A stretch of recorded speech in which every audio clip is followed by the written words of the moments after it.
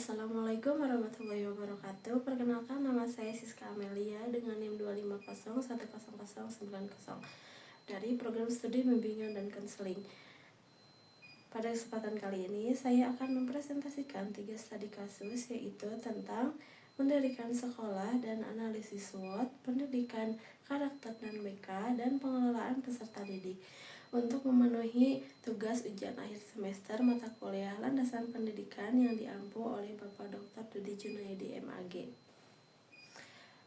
Studi kasus yang pertama yaitu mendirikan sekolah dan strategi pengelolaan pendidikan. Ditugaskan mendirikan sebuah sekolah swasta baru di daerah pinggiran kota dengan target siswa dari keluarga menengah ke bawah. Dengan menyusun strategi pengelolaan pendidikan dan mencakup analisis SWOT, serta merumuskan visi dan misi agar sekolah berdaya saing, terjangkau, dan operasionalnya berkelanjutan.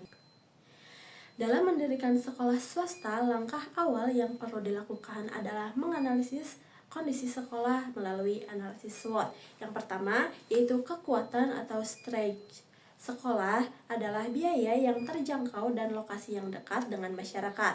Yang kedua yaitu kelemahannya atau weakness, yaitu fasilitas yang masih terbatas dan belum memiliki reputasi.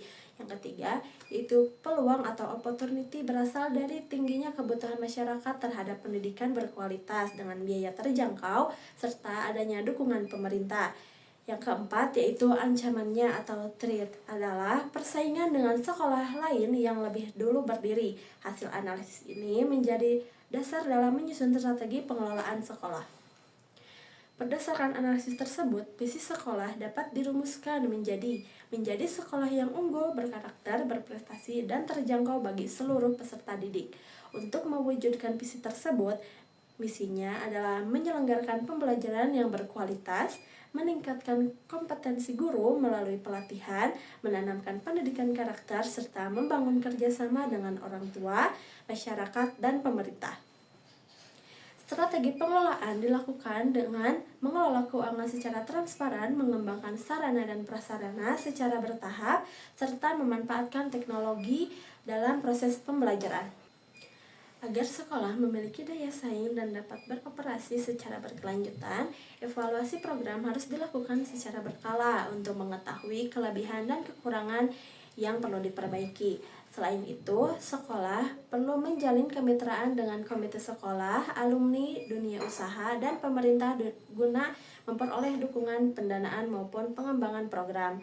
Dengan strategi tersebut, sekolah dapat memberikan layanan pendidikan yang berkualitas, tetap terjangkau bagi masyarakat, dan mampu berkembang secara berkelanjutan. Studi kasus yang kedua yaitu pendidikan karakter dan bimbingan konseling.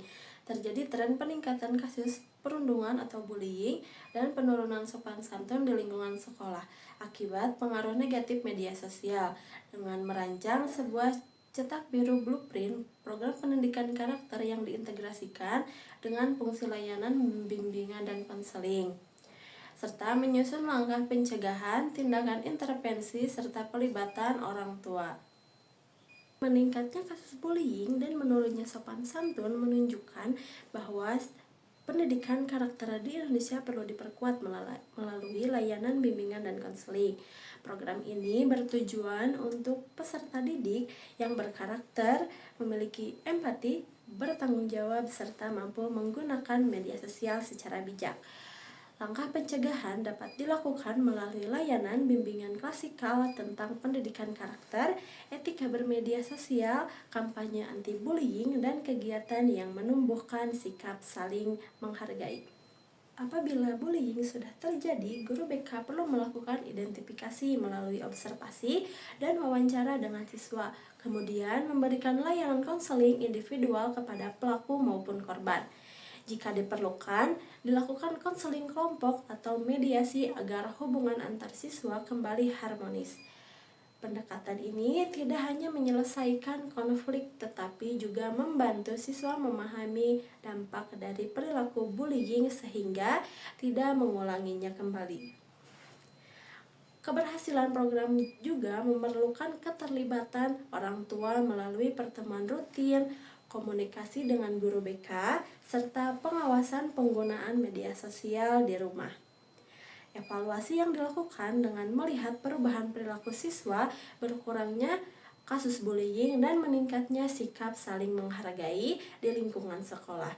Dengan demikian, pendidikan karakter yang terintegritas dengan BK dapat menciptakan lingkungan belajar yang aman dan kondusif. Studi kasus yang ketiga yaitu pengelolaan peserta didik. Sekolah mengalami masalah tingginya angka putus sekolah atau dropout dan siswa yang sering bolos karena harus membantu ekonomi keluarga.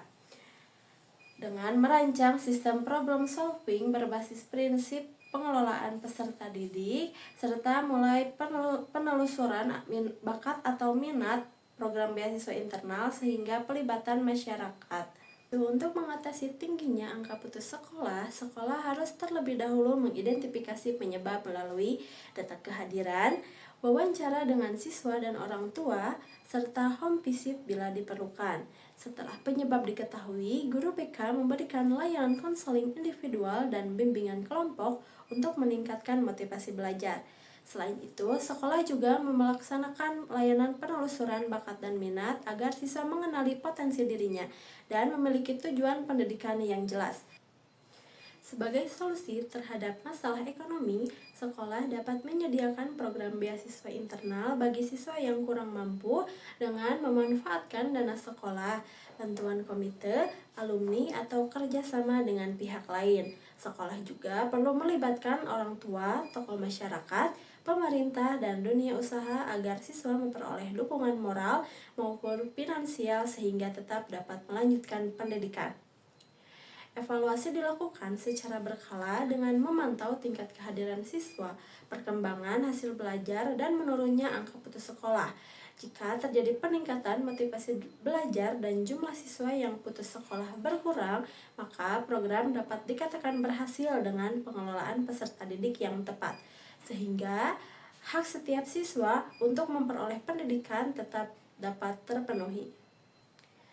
Cukup sekian penjelasan beberapa studi kasus menurut saya. Mohon maaf apabila ada salah-salah kata. Sekian, wassalamualaikum warahmatullahi wabarakatuh.